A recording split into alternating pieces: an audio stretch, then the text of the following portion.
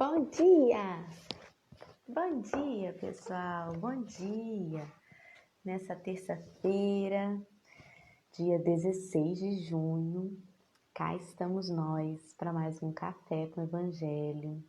Muito bom dia! Bom dia, pessoal, acordando cedo. Marcelo, olha, acho que nem dormiu, hein? Madrugou mesmo. Eu achei muito engraçado você falando que é Marcelo. Bom dia! Bom dia, pessoal, queridos. Bom dia, Doralice, Muito bom dia. Marcondes. Isso aí. Bom Tive que dia, Dora. mudei até nas redes sociais, Marcelo. Já vi.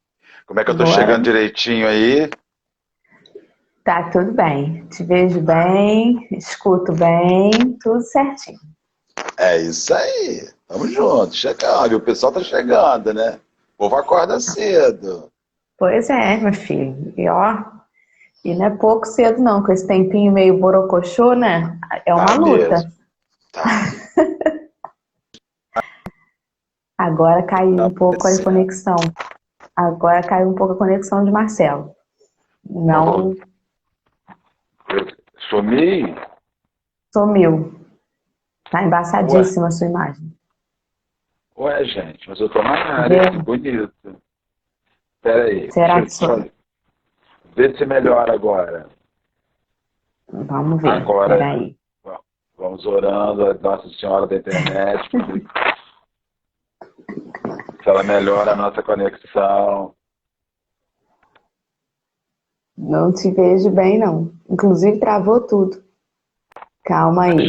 Você mudou para o Eu 4G? troquei aqui, eu estava com outro aparelho ligado. Minha internet só pode ter um aparelho, né? Aí só Uhum. pode ter um aparelho. Se tiver outro celular ligado, já era. Ela some. Tá embaçadinho você aí, ó. Você quer que eu saia e volte? Acho que pode ser melhor. Vai Tá, lá, vou meu sair amigo. aqui, peraí.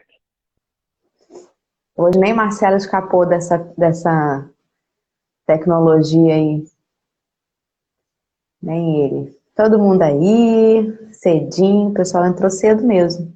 Claudinha, Denise, Kátia, Lu, Alê. Oi, Valéria. Valéria Andrade, que vai estar com a gente esses próximos dias também. Lá vem Marcelo de novo, vamos ver agora. E agora? Agora tá funcionando. Né, minha filha, são as coisas difíceis, né? Eu vontade de voltar para o centro espírita presencialmente, que não tem esse problema, né? Graças a Deus. Lá não cai, né? O Wi-Fi não cai. Mas vamos embora. Vambora. Estamos aí com o nosso querido Marcelo. Vamos dar continuidade no capítulo 13. Vou fazer a prece inicial, que o Marcelo gentilmente se ofereceu para fazer a prece final dessa vez. Então, vamos lá. Eu vou começar então. Vamos juntos, coração a coração, mente a mente. Como não começar o dia agradecendo a Deus? Todo dia eu penso assim, Senhor, mas que enjoo, né? Não deve aguentar mais a minha prece. Todo dia aquela coisa tão naquele formato de agradecer, de louvar, de pedir. Mas é impossível, Senhor, não começar o dia te agradecendo. Porque eu abro meu olho, me vejo na minha cama quentinha, vejo a oportunidade desse novo dia, o trabalho do café que nos une, nos faz tão amigos, nos faz tão acolhidos. Como que eu não vou começar o dia agradecendo? Então, obrigada, Senhor, muito obrigada, porque não tenho como ter outra palavra para poder iniciar a minha prece.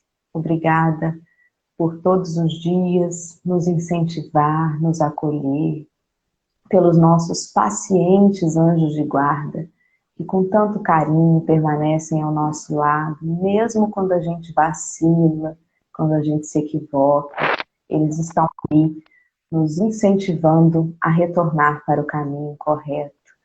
Então, Senhor, nesse dia, Eu quero pedir por todas as pessoas que têm muita dificuldade de colocar a lente da gratidão, porque esta lente ameniza tanto as nossas dores, Pai. Eu gostaria muito que todos os irmãos que não conseguem, Senhor, ver o lado bom nas coisas, que eles possam, de alguma forma, ser tocados.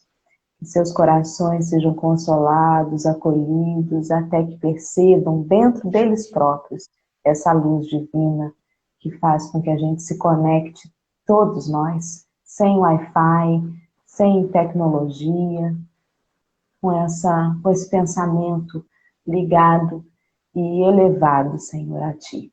Pedimos licença, então, para começar o nosso estudo de hoje e desejamos que dele possamos sair ainda mais fortalecidos com a Tua graça, que assim seja. Graças a Deus.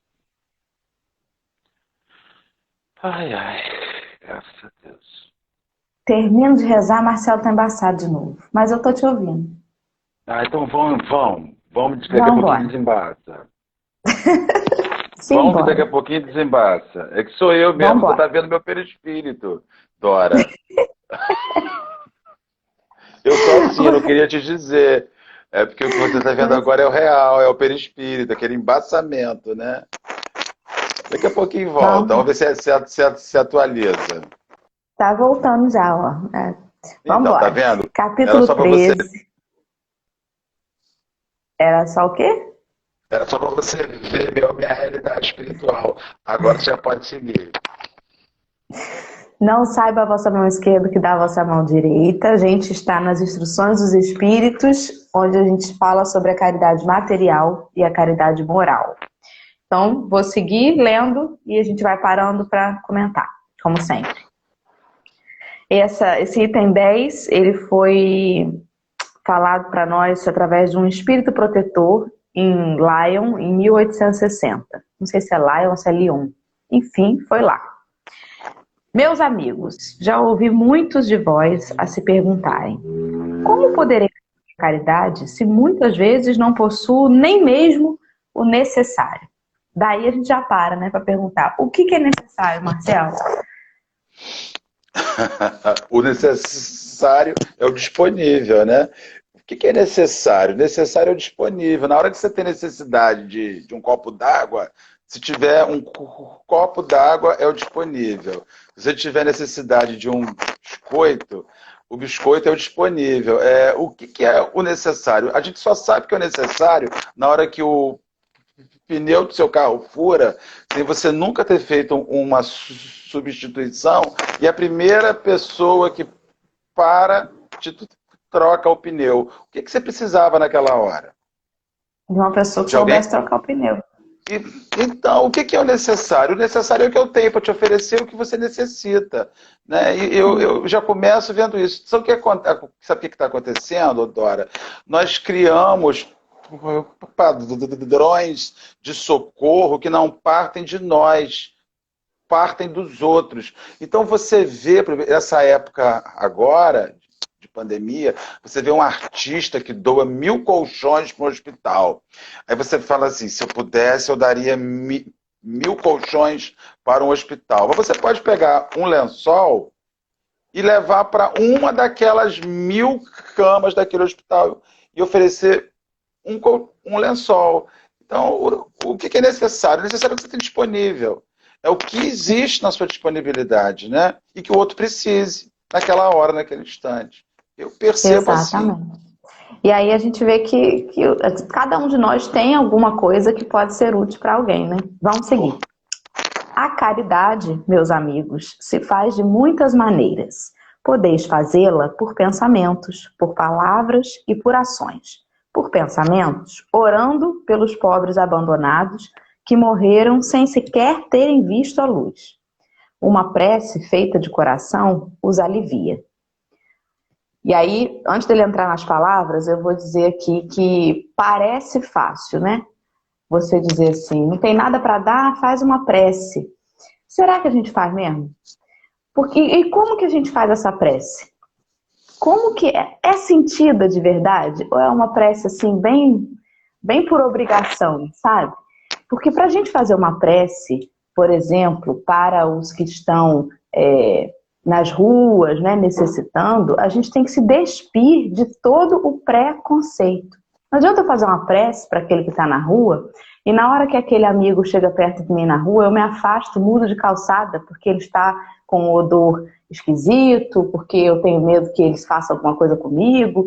Então, qual a sinceridade dessa prece, né, que eu estou fazendo?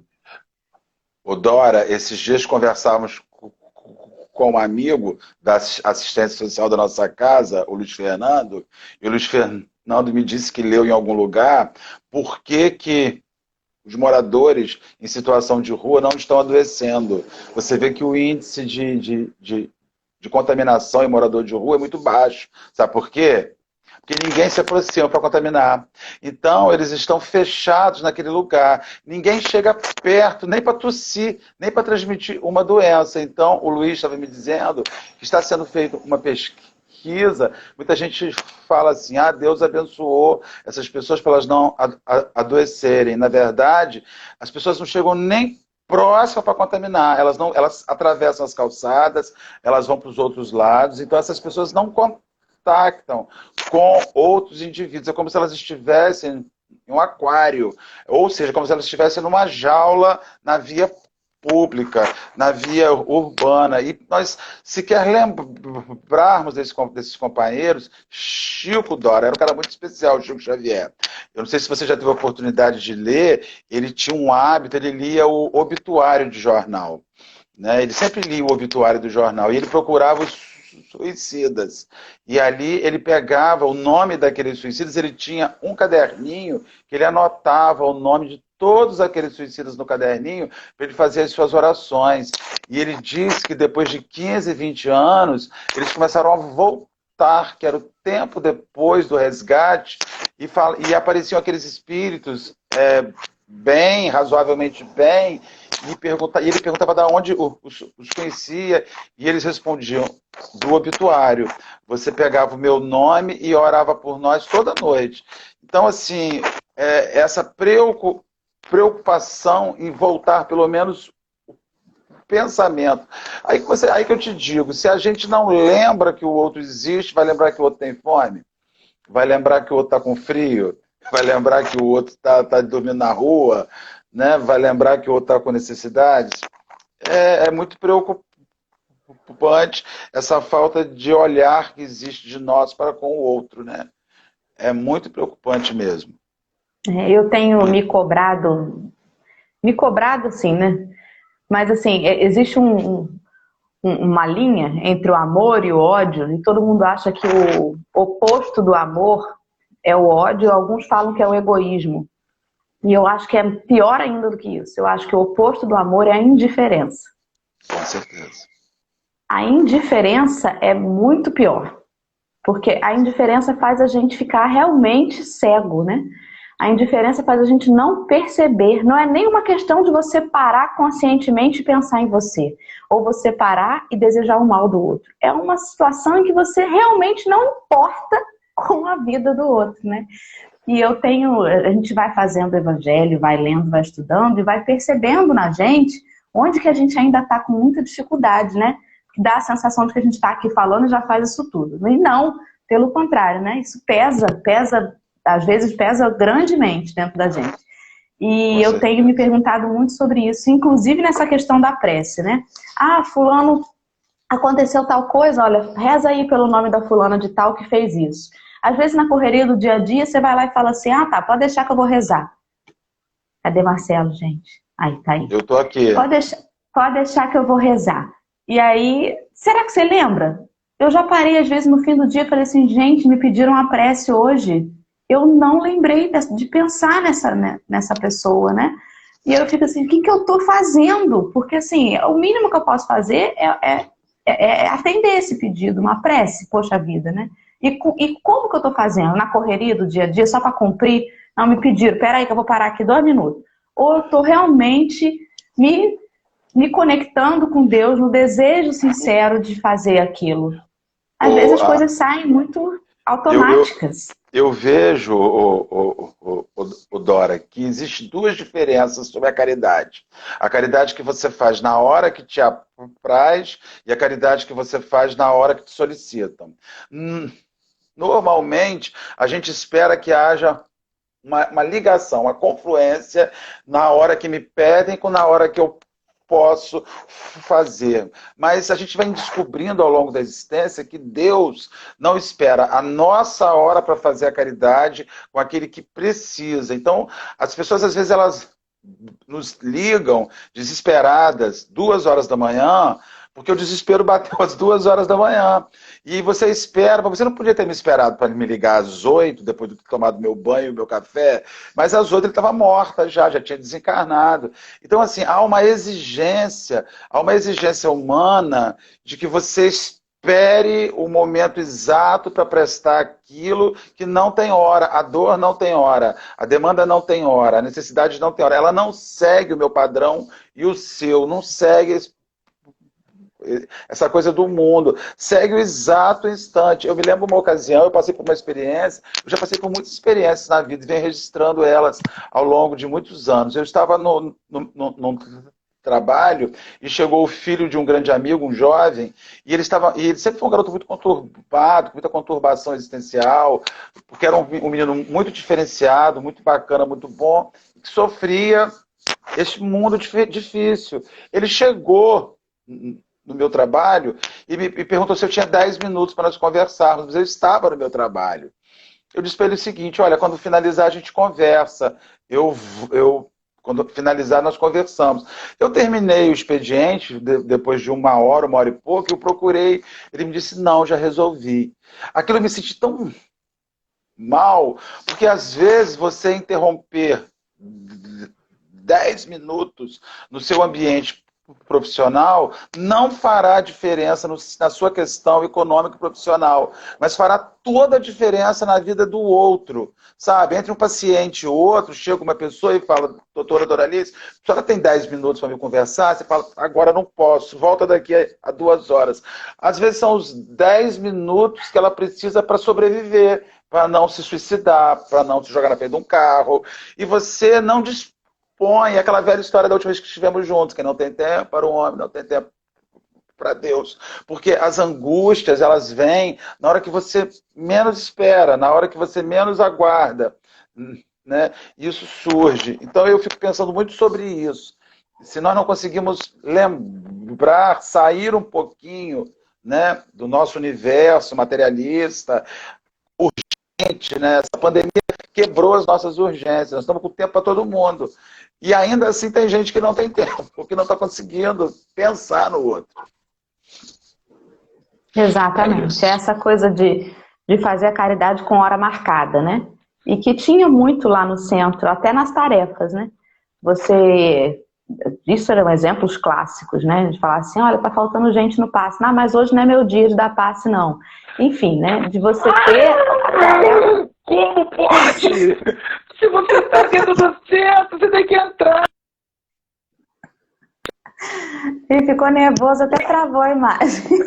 Como pode? Não pode, Dora. Você está dentro da casa espírita, você está pronto para qualquer coisa. Hoje não é meu dia, como? A gente escuta isso às vezes, ó, gato. A gente escuta isso às vezes da casa espírita. Hoje não é o meu dia. Claro que é o seu dia, você está ali, é o seu dia. Ai, meu Deus, nossa, fiquei até nervoso. Mas eu escuto sempre. Mas então, é o tal da caridade com hora marcada, né? Marcado, exatamente. Exatamente. Vamos lá, deixa eu seguir aqui. Seguindo as escalas. Então, a gente falou por pensamentos, né? Orando pelos pobres abandonados. E aí, não existe isso de esperar uma hora marcada para isso, estou aprendendo. Por palavras, dirigindo aos vossos companheiros de todos os dias alguns bons conselhos. Dizei aos que o desespero, as privações azedaram o ânimo e levaram a blasfemar o nome do Altíssimo. Eu era como vós, sofria, era infeliz, mas acreditei no Espiritismo e vede, agora sou feliz. Aos velhos que vos disserem: é inútil, estou no fim da minha jornada, morrerei como vivi, dizei: a justiça de Deus é a mesma para todos nós. Lembrai-vos dos trabalhadores da última hora. Às crianças, já viciadas pelas más companhias e que vagam pelo mundo, prestes a sucumbir às más tentações, dizei: Deus vos vê, meus caros pequenos, e não temais lhes repetir estas brandas palavras. Elas acabarão por lhes germinar nas inteligências infantis. Em vez de pequenos vagabundos, fareis deles homens. Isso também é caridade. É um pouco estranho quando a gente lê que você vai dizer assim: eu acreditei no espiritismo, eu era assim como você, sofria, infeliz, acreditei no espiritismo e veja, agora sou feliz. Porque parece uma receita pronta, né? Vem para o espiritismo, que seus problemas vão acabar. E não é verdade, né? Porque, na verdade, você vai continuar tendo os problemas. Só que é a maneira de encará-los é que muda, né? Então, é claro que não é para a gente levar ao pé da letra isso e querer sair por aí impondo o espiritismo às pessoas como condição única de felicidade, né? Porque não é isso. Não é fora do espiritismo que não há salvação. Não foi isso que foi dito, né? Mas é assim, como que a... Pai, perdão. Depois eu falo. Fala, Marcelo. Não, eu estava pensando sobre a palavra. A palavra ela é objeto de muita vergonha. Né? A gente se envergonha muito de falar do bem. Né? É uma coisa muito complexa. Então, quando se fala que você pode fazer a caridade pelo pensamento e fazer a caridade pela palavra, é essa palavra que estimula a transformação, que educa a criança, que fala ao idoso do seu momento. Mas as pessoas elas são prisioneiras das suas questões morais e elas têm grande dificuldade em falar porque elas falam que não fazem. Mas é um ato de caridade falar daquilo que se quer fazer ainda que não se faça. As pessoas têm uma ilusão que a gente que vai para o público, você ou eu, que nós somos efetivamente aquilo que a gente fala. Não é, mas a gente se envergonha. Eu me envergonho quando me vejo numa ação que eu estimulo por oralidade, pela palavra ou outro, mas que eu não faço em mim. Então, assim, a palavra que você repete, ela vai ficando um elemento de programação mental. E você vai se acostumando, vai acostumando ao outro. Então, o ser humano precisa falar do bem, ainda que ele não o faça. Sabe? A Rodrigues, eu não sei se eu falei aqui nesse momento, junto com você,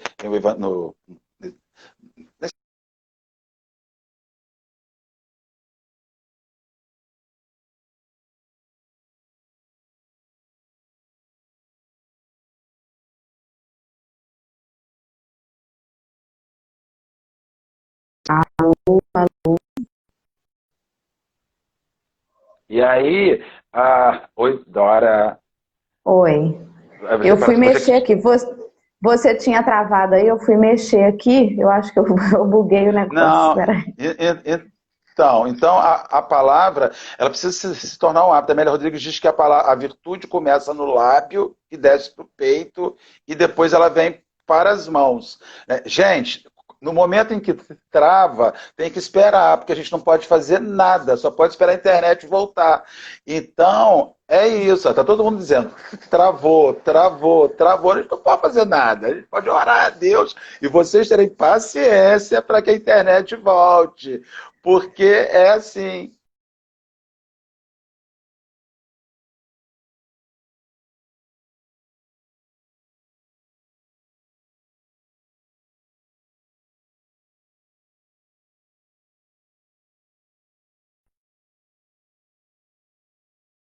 A gente não pode fazer nada. Agora acho que voltou, né? Então, a gente não pode. Quando dá uma travada, a gente só pode rezar. Travou. Vai fazer o quê?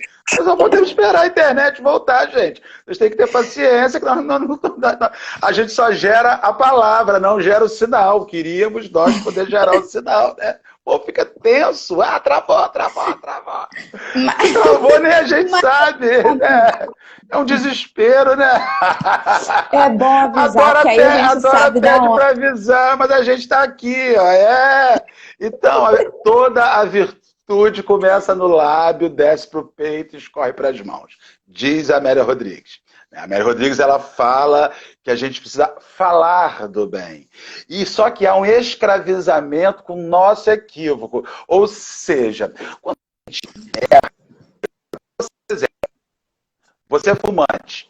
Aí você tem as meninas, e você é fumante. Aí um dia uma filha sua pega um cigarro, vai fumar com 15 anos. Aí você tá com aquele susto, fala assim, você vai fazer isso? Aí ela vai dizer assim, mas mamãe, mas você fuma. Então, você se deixa levar por isso. Não, mamãe fuma porque a mamãe é limitada, porque a mamãe é ignorante, porque a mamãe é viciada, mas a mamãe te ama e não quer que você passe pelos mesmos percalços. Sim, de falar, de usar a palavra, apesar de eu não ser a perfeição nessa palavra. Né? Então, eu vejo esse elemento, né, da palavra, como a gente se sente ruim, a gente se sente limitado pelo mal que tem na gente em verbalizar coisas bacanas. Então, a pessoa fica assim, quem é você para me dizer isso? Olhe para sua vidinha medíocre, que você faz o que eu mando, mas não faço o que eu faço. Mas a vida começa na palavra, ela inicia nesse pensamento e vem para essa palavra. A gente precisa falar de um bem que a gente não faz, porque se você não falar de um bem que você não faz, você não programa mente a se envergonhar até o momento em que este bem virará uma realidade. A gente precisa falar. Eu falo de um bem e hoje, de tanto falar, já me vejo segurando várias vezes a boca em coisas ruins, que já é fruto dessa repetição. Essa repetição que você vai fazendo, né? Quando você fala, você vai para o centro espírita e fala sobre a morte. De repente a morte começa a rondar a sua casa. Aí você começa a se lembrar daquilo que você falou, que tem algum registro em algum lugar. Você está entendendo? Então, assim, a palavra precisa ser dita. A palavra precisa chegar às pessoas, apesar de eu não ser bom. Só que o indivíduo, ele vira escravo dos seus equívocos. E sendo um escravo dos seus equívocos, ele se furta ao direito e ao dever de falar de um bem que ele não pratica. Sabe? E não tem nada a ver uma coisa com a outra. Se eu só for falar daquilo que eu faço, o mundo é um lugar de gente muda. Do bem. Porque a gente tá na luta, cara. A gente fica assim, vai convidar esse orador para vir aqui fazer essa palestra, esse sujeito que tem esse tipo de pensamento, ele é um cara que fala de um bem. E ele não está falando só para você, mas ele é o primeiro que se escuta. Quando você faz uma palestra pública, você é a primeira pessoa a se ouvir. Eu me escuto o tempo inteiro. Às vezes estou em público, no suave caminho, fazendo uma fala e lembrando de um acontecido na minha vida naquele dia. E já estou ali, ó, refletindo, sofrendo. Eu não sei se você sofre às vezes, te dá quase que vergonha, né? E você fala assim, nossa, eu aqui falando de caridade e quase atropelei a velhinha no sinal com pressa de chegar no centro. E ainda falei, sai daí, velha desgraçada, vai pra calçada, sabe? E aí quando você começa a fazer a palestra, já aconteceu muitas vezes comigo, você está fazendo a palestra e seu dia está passando a limpo. E eu assim, misericórdia, Jesus, tira isso daqui para eu conseguir terminar sem chorar de mim mesmo. É a vida, cara. A gente vai exercendo essa caridade com a palavra. Exatamente. É isso mesmo. Mas assim, eu ainda vou, às vezes, relatando aquilo que eu sou e que eu não sou no meio, né? Como, por exemplo, ali na prece, agora mais cedo, eu falei logo, olha, eu ainda tenho dificuldade de parar, né? Eu ainda tô com essa coisa da caridade, da prece, da hora marcada. E eu tenho que parar com isso. É igual quando você tá vestindo uma roupa e a pessoa fala assim, que roupa linda. Você fala assim, olha, foi R$10 ali naquela lojinha, né? Você já lança logo, né? Não pense que eu tô com uma roupa muito bonita, não. Já foi R$10. Eu já me acuso logo. Porque parece, a sensação que eu tenho é que eu tô falando uma coisa que tá tão fora da minha realidade que alguém vai descobrir. Então deixa eu falar logo que deixa eu me estragar logo, né? Já vou me danificar para poder não ter esse problema. É igual a gagueira. Você tem que falar, quando eu vou pro público, sou gago. E eu vou fazer o quê? Eu sou gago. E aí, vamos embora. E vamos seguir adiante com o que a gente tem.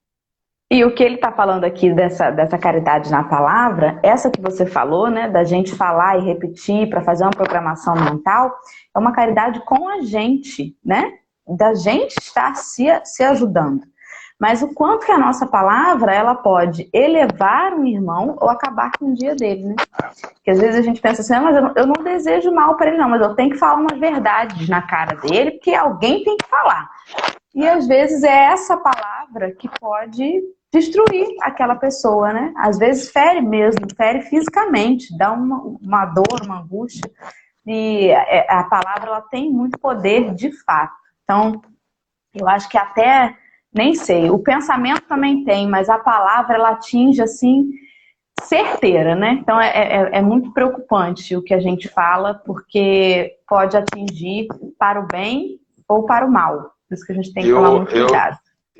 Eu ontem à noite, quando nós estávamos fazendo, eu sempre leio, acho que um pouco antes, texto, eu apanhei a pergunta 886 de Livro dos Espíritos, quando Allan Kardec pergunta qual o verdadeiro sentido da palavra, como entendia Jesus. Responder, benevolência para com todos, indulgência para as imperfeições alheias, perdão das ofensas. Então, é a boa palavra, né? A bondade de ânimo, a benevolência. É quando você eleva o outro no plano individual, porque as pessoas às vezes elas criticam muito na questão política, quando você chega o prefeito de Rio das Ostras, ele está fazendo uma coisa ruim, aí você vai e fala, esse prefeito está ruim, alguém fala para você assim, olha a caridade, olha, a benevolência ela é algo que você tem que ter no plano individual. Se Dora se equivoca em relação a mim, então eu tenho que ser benevolente com relação a Dora. Agora, se Dora, que é a presidente do Suave Caminho, comete um equívoco, não como a Dora, mas como a presidente do Suave Caminho, e este equívoco vai agir sobre todo o conjunto, eu não estou sendo benevolente com a Dora, eu estou sendo omisso com o conjunto. Então, São Luís, no Evangelho segundo o Espiritismo, ele diz que sim, que a gente deve exercer a caridade com a Dora e fazer uma diminuição do seu rastro de ação para que ela não cause problemas maior a uma instituição que ela administra, porque ela sai da pessoa física e entra na pessoa jurídica, ela entra na instituição. Então, assim, quando você é benevolente, quando você é indulgente, quando você exerce o perdão com a individualidade que ataca a sua individualididade. Entretanto, você deixa de ser uma individualidade que ataca uma individualidade e passa a ser uma individualidade que ataca um conjunto coletivo. Se eu poupar só você, eu permito que você faça mal ao coletivo, que você faça mal ao conjunto. Para isso, existe a lei, existe a crítica, existe a necessidade, sim, de repreender. Às vezes as pessoas falam, a gente tem que usar a palavra com mais caridade. É óbvio, eu uso a palavra com mais caridade em relação àquele que diretamente chega a mim e ataca. Entretanto, se eu me silencio ante alguém que ataca um coletivo, como você falou, que ataca um âmbito geral, eu deixo de ser caridoso e corro o risco de ser omisso, porque eu sou caridoso com um em detrimento de todos. Eu sou silencioso com um em detrimento do mal que se leva a todos. E aí a gente precisa parar para pensar que não é falta de caridade dizer assim, eu amo a Dora, mas a presidente do Suave Caminho está cometendo graves equívocos com o grupo. Ela precisa ser chamada à responsabilidade, ela precisa ser chamada à reflexão. São duas coisas distintas. Sim, são duas coisas completamente distintas. Só que as pessoas elas acreditam que por amar uma pessoa, você tem que acobertar, ser benevolente, indulgente e perdoar aquilo que ele desencadeia ou ela desencadeia para diversos outros. E aí eu passo a ser omisso e passo a exercer com anticaridade, com falta de caridade, a você que exerce a função de mando e passo a exercer com falta de caridade a quem é objeto dos seus desmandos, da sua indiferença. Isso é uma questão muito séria. Jesus amava a todos, as individualidades, mas não permitia que uma individualidade agisse de forma equivocada com o coletivo em silêncio, de forma alguma, né? Exatamente. E vamos falar. Lá no capítulo 10, no Bem-aventurados que são os misericordiosos, tem alguns itens que tratam sobre isso, né? Ali, é permitido repreender os outros, notar as imperfeições de outrem, ou divulgar, né, aquilo que esteja sendo feito equivocadamente. E aí você se tem diz que ponderar. Respeito só a ele responde. Se diz respeito só a ele, não. Ele vai se ver. Agora, se diz respeito ao que ele faz a outrem, aí é omissão sua e permitir que o mal que decai sobre ele se amplie, né? Exatamente. É separar, como Jesus faz conosco, a doença e o doente, né? Com certeza. É você olhar o indivíduo e olhar onde aquele indivíduo está se metendo, o que ele está fazendo, as atitudes que ele está tendo, os pensamentos que ele está tendo, que estão causando infortúnios a um outro grupo, né? Então, é separar mesmo, porque assim, a gente não pode acreditar que amar o outro é passar a mão sobre a cabeça dele em tudo que faz. Isso nunca. Nem com os filhos a gente pode ser assim. E uma mãe sabe fazer muito bem essa diferença, né? De amar o seu filho, mas entender que não está legal. É muito comum na casa espírita, você convida um expositor. Aí você vai lá para o Suave Caminho, num domingo, quando eu chego lá, tem 150, 170, 180 pessoas, a casa lotada. Aí eu vou falo a estupidez, falo a animalidade, além das habituais, que eu posso usar na casa. Aí no final, quando finaliza a palestra, alguém vai falar assim, nós temos que ter a caridade com o expositor. Mas nós não exercemos a mesma caridade com os 200 que assistem, que ouviram uma mensagem equivocada, que ouviram um conceito truncado, que ouviram uma ideia errada sobre aquilo que a doutrina espírita expõe. Então, a gente tem que ter o bom senso, é o que você falou inicialmente, o liame entre o amor e o ódio, porque você caminha o tempo inteiro em cima de um fio de navalha, né? E você caminha o tempo inteiro em cima desse fio de navalha, para não cair para um dos dois lados. O lado da omissão ou o lado do partidarismo. Não, então, assim, é preciso exercer a caridade com ambos os lados, com ambas as questões. Vamos ser caridosos. Uma ocasião, um expositor na nossa instituição, num ato falho na palestra, falou um palavrão. Né? Palavrão mesmo. Palavrão pesado. Mas só que foi um ato tão falho assim que ninguém prestou atenção. 2 pessoas prestaram atenção. No dia seguinte, mandaram a mensagem, nos mandaram uma mensagem, nós contactamos a pessoa e buscamos a pessoa. Já tinha acontecido, né? Ele perguntou se queria que voltasse lá para se retratar. Nós dissemos que não havia retratação, mas que nós precisávamos dizer a ele que precisava ser um pouco mais alerta. Na hora de fazer a edição da palestra, nós cortamos o palavrão. Vamos lá, catamos o palavrão na palestra, tiramos, a palestra foi muito boa, mas é um ato falho, porque se você tem hábito de xingar, às vezes na intimidade que a tribuna te dá, sai, né? Pum, saiu. E eu, graças a Deus, quase fico a mente inteira pensando, não pode sair nada muito torto, né? Então nós corrigimos e falamos com o companheiro, sim, foi preciso dizer a ele. E ele falou o seguinte, e eu prestei atenção. Mas pensei em corrigir, mas como não vi esboço de reação, eu achei que se eu corrigisse, eu chamaria mais a atenção. Ia chamar mais a atenção. Aí eu falei, não, já voltou na nossa casa várias vezes, fez várias palestras posteriormente, mas foi feito alerta para o companheiro. Isso não é falta de caridade, não. Isso é amor por ele, amor por todos nós. Nós estamos agarrados hoje do segundo parágrafo, né? E a hora passando. Você não quer que fique falando que está travando, Marcelo, mas está travando. De vez em quando eu fico assim, parada, tentando te ouvir, porque dá uma engasgada. Mas vamos lá. Vamos embora, vamos que vamos. Aqui, ó. com paciência com a internet. Vamos lá. Vamos Muitos lá. dentre também dizem, ora, somos tão numerosos na terra que Deus não nos pode ver a todos. Escutai bem isto, meus amigos. Quando estáis no cume da montanha, não abrangeis com o olhar os bilhões de grãos de areia que a cobrem? Pois bem, Deus vos vê do mesmo modo. Ele vos deixa usar do vosso livre-arbítrio, como vós deixais que esses grãos de areia se movam ao sabor do vento que os dispersa. Apenas Deus, em sua infinita misericórdia, vos pôs no fundo do coração uma sentinela vigilante que se chama consciência.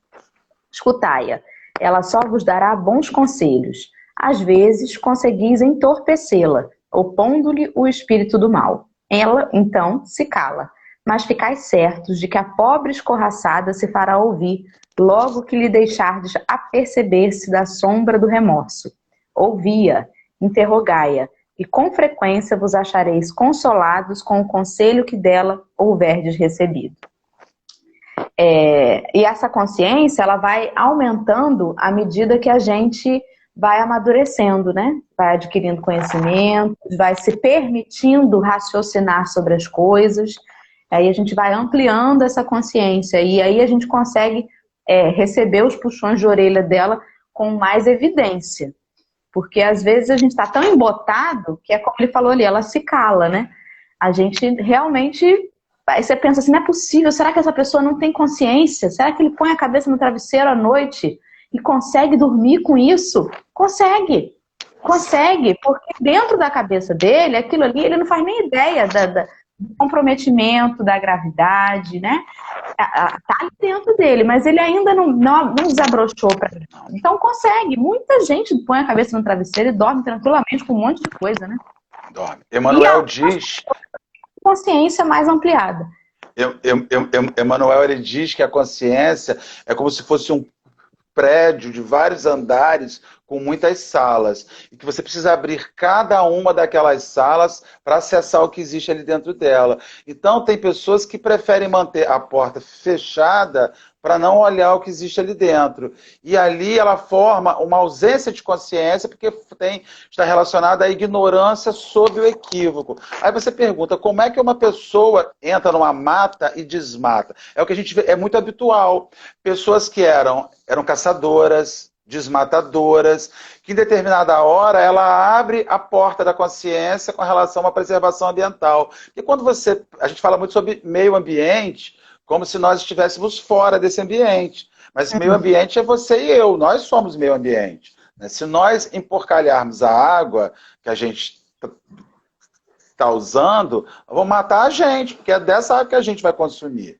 Então, assim, então você vê que quando a pessoa ela acorda, ela abre a porta e entra e adquire consciência do que estava ali dentro, é por isso que eu acredito em transformações imediatas. Eu acredito.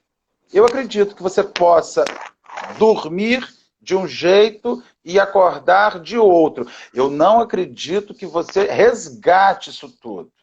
Depois que você abre a consciência, toma a consciência, se inicia a obra de resgate. Isso é outra coisa. Mas eu acredito, só ver Paulo sim. e Estevão, né? É só ler Paulo e Estevão. Eu acredito que você possa dormir assassino e acordar redimido mentalmente por uma consciência aberta daquela situação que se deu e que aconteceu. Agora, o que não significa que você vai ter ajustado as contas que você adquiriu. Isso é outra coisa. Sabe? Às vezes as pessoas elas falam muito assim, o espírita, então, ele é pós-graduado. Mata, vai preso, vai lá, vai penitenciária, aceita Jesus e vira pastor. Por que não? Por que ele não pode passar por essa mudança? Não significa que ele tenha reparado seus erros, mas significa que ele deu na sua vida um basta na continuidade daqueles erros. Reparação é outra coisa. Não é você que vai determinar a reparação dele. É Deus e a vida.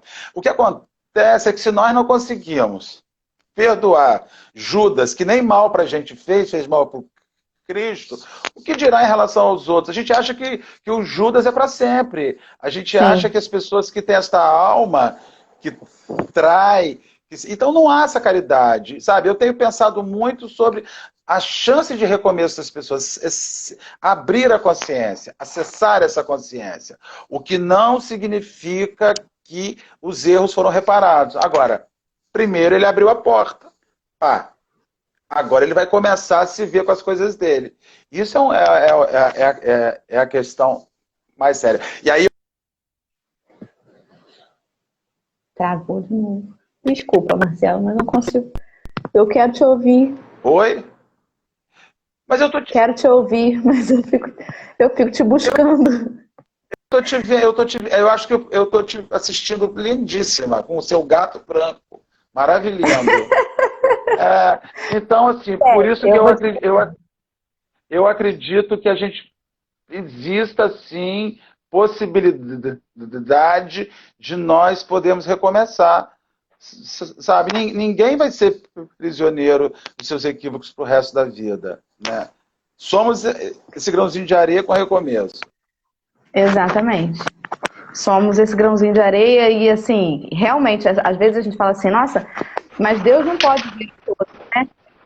E aí a gente acha que o que a gente faz quando ninguém nos vê fazendo, realmente ninguém nos vê fazendo, né? Então não tem problema. Só aquilo que eu apresento é que está contando nesse balanço aí divino. E nem sempre, né? Pelo contrário, às vezes aquilo que ninguém vê a gente fazendo é o que conta mais. Com certeza. Meus amigos, a cada regimento, o novo general entrega um estandarte. Eu vos dou por divisa esta máxima do Cristo. Amai-vos uns aos outros. Praticai esta máxima. Reuni-vos todos em torno dessa bandeira e tereis felicidade e consolação. E aí, ligando lá no início, quando ele falou assim, como poderei fazer a caridade se muitas vezes não possuo nem mesmo o necessário? Ele nos mostra que isso é uma construção, né? Que você vai aos poucos, primeiro em pensamento, depois aquele pensamento externaliza em palavra, até que essa transformação se aconteça dentro de você para que você parta para as atitudes, né? Mas que nenhum de nós, já no reino da humanidade, está isento já de pensar, de raciocinar. Então, nenhum de nós pode dizer que não pode já começar a fazer alguma coisa. Porque se através do pensamento a gente já é capaz, todo mundo já pode pensar, né? Falar, a gente já fala. A gente já tem aí os artifícios, né? Os ingredientes para a gente colocar em prática essa receita aí. É por essas e outras que muitas vezes você vê assim, pessoas que faziam o bem e de uma noite para o dia não fazem mais. Por quê? Porque elas faziam bem irrefletido, sem sentido. Elas iam em uma ondinha, em uma modinha, elas iam naquilo. Não que retire o mérito, mas quando você tem uma prática no bem, que não surge de uma reflexão, que não surge de um discurso muito bem consolidado, você simplesmente faz o que estimula. Então, assim, a gente está numa época agora que as pessoas estão olhando pessoas na rua e estão indo lá levando um prato de comida. Então elas saem um dia, levam um prato de comida e alimenta. Ótimo, alimentou um dia. Mas e o dia seguinte? E 2 dias depois? Aquilo é uma questão refletida, é uma questão... É como se você só come... O bem, ele causa uma preocupação pela continuidade. Toda pessoa que está envolvida nas práticas de caridade, ela está preocupada com a sequência da caridade. A quantos mais aquilo pode chegar, o quanto aquilo continuará chegando. Por isso que ela não para. E ela faz onde ela estiver. Ela faz para qualquer areia que aparecer no seu caminho, qualquer um dos grãos. Ela faz para o grão que está na frente da sua residência, como ela faz para o grão no meio do caminho, né? Então isso daí é uma questão muito interessante, para a gente estar sempre pensando e refletindo. A Geisa colocou aí a informação que no livro do Problema do Ser, do Destino e da Dor, de Leon Denis, tem um capítulo sobre o pensamento, né? Tem muito tempo que eu li esse livro, com certeza se eu ler de novo agora, já vou ter um entendimento completamente diferente. O grande filósofo Leon Denis. Ele é fantástico mesmo, né? Mas tudo começa no pensamento, né? E de que forma a gente está usando esse pensamento. Porque até a prece, que muitas vezes a gente faz por pensamento, ela sai de uma forma muito automatizada. E aí, se a gente não está fazendo certo nem o pensamento, né? Com certeza as ações vão acabar saindo muito mecânicas também, muito para inglês ver. E é toda uma reflexão que a gente tem que fazer, porque toda atitude, ela está ali expressando algo, ou algo bem vazio dentro de nós, ou algo bem refletido. Com certeza. É porque a mente, o pensamento, é terra que ninguém entra. Só você e o mundo espiritual. Então a gente está dentro de uma casa espírita, está o sujeito fazendo oração e seu pensamento está voando no cartão de crédito, no cheque, no negócio que você não vendeu hoje, na loja que não fez, nos clientes que sumiram. A mente está te levando para tudo quanto é lugar, menos para aquele momento de oração. E é nessa hora que surge a rebeldia, né? A rebeldia começa na cabeça. Você se rebela no pensamento. É dentro da sua mente que surge o plano de rebeldia maior ante as questões da vida. Todo ser humano, quando se rebela na palavra ou quando se rebela nos atos, já se rebelou na cabeça. Já disse que na mente aquilo tinha que ser feito algo. E aí, nega, já era. Exatamente. Muito bem, terminamos o item 10, né? Conseguimos destrinchar ele aí para assuntos que com a essa priori nem internet tinham nada a ver. essa minha internet que tem dia que só o Cristo na causa. Fiz a palestra 8 horas da noite com a internet tão boa, um horário nada favorável, ela foi direto. Hoje ela faz esse papel miserável, 7 horas da manhã. Mas é Estamos assim aí. mesmo. Estamos exercitando aí a paciência, né? Estamos aprendendo alguma coisa. Esse ano é o ano do ensaio, porque provavelmente é para a gente aprender a fazer bom uso dela, então a gente está ensaiando aí.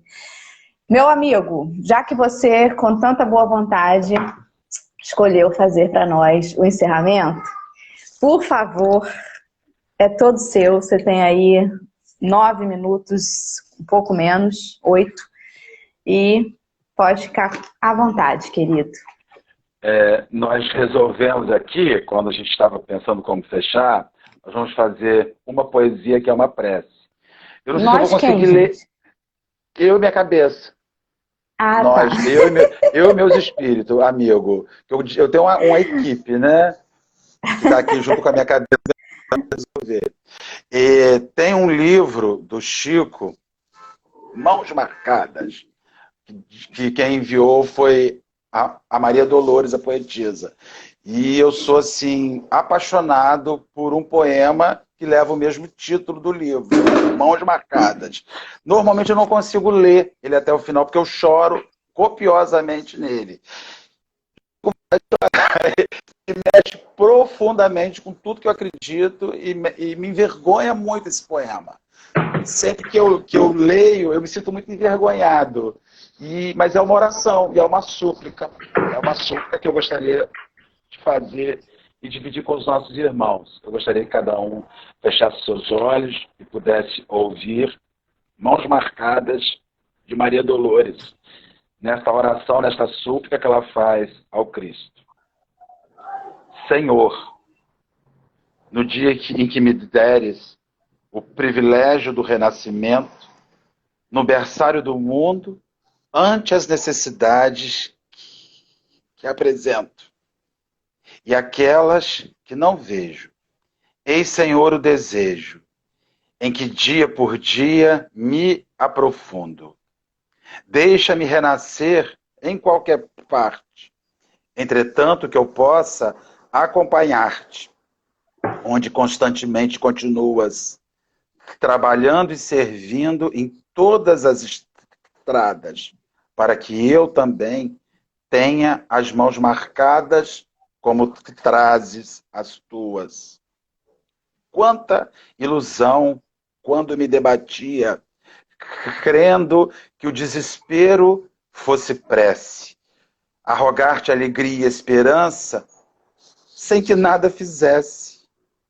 Imitava na terra o lavrador, a temer a pedra e lama, vento e bruma, aguardando os milagres da colheita, sem plantar coisa alguma.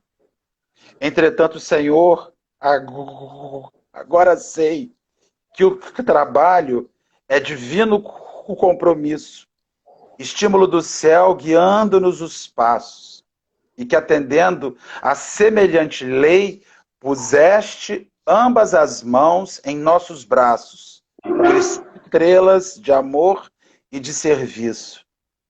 Assim, quando efetues as esperanças em que me agasalho,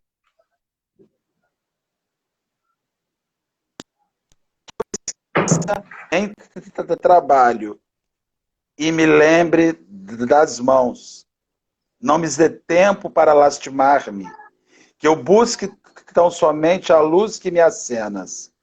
No anseio de seguir-te, quero trabalho apenas. Dá que eu seja contigo, onde estiveres, em rósea de paz, que eu seja alguém, sem destaque e sem nome, que se ouvide no bem. E se um dia uma cruz de provas e de agravos reclamar-me a tarefa e o coração, não me largues ao susto em que me enleiem, ajude-me a entregar as próprias mãos aos cravos da incompreensão que me rodeie, entre bênçãos de fé e preces de perdão. Não consintas que eu volte ao tempo morto, da ilusão convertida em desconforto. Dá-me os calos da paz nas tarefas do bem. A servir sem perguntar a quem. Ouve, celeste amigo, aspiro a estar contigo. Longe de minhas horas desresgradas, onde sempre estiveste e sempre continuas, plantando amor em todas as estradas, para que eu também tenha as mãos marcadas, como trazes as tuas. Maria Dolores. Ai, ai. Lindíssimo. É uma das coisas Emocionou. mais, é uma das coisas mais lindas que eu já ouvi na minha vida, esse poema que o Chico psicografou nesse livro. Mãos marcadas. Ai, ai. Um dia a gente vai ter, né, Dora, essas mãos marcadas. A gente quer, mas a gente acha que quer, Marcelo. A gente acha lindo, mas o caminho para que as mãos sejam marcadas, a gente não quer seguir, de verdade. Vamos lá. Ai, ai. Senhor Jesus, nesta manhã, nossos amigos, te agradecer a bênção dos dias, das esperanças, do aprendizado, da amizade, das lutas e do bom caminho. Que o Senhor nos guarde.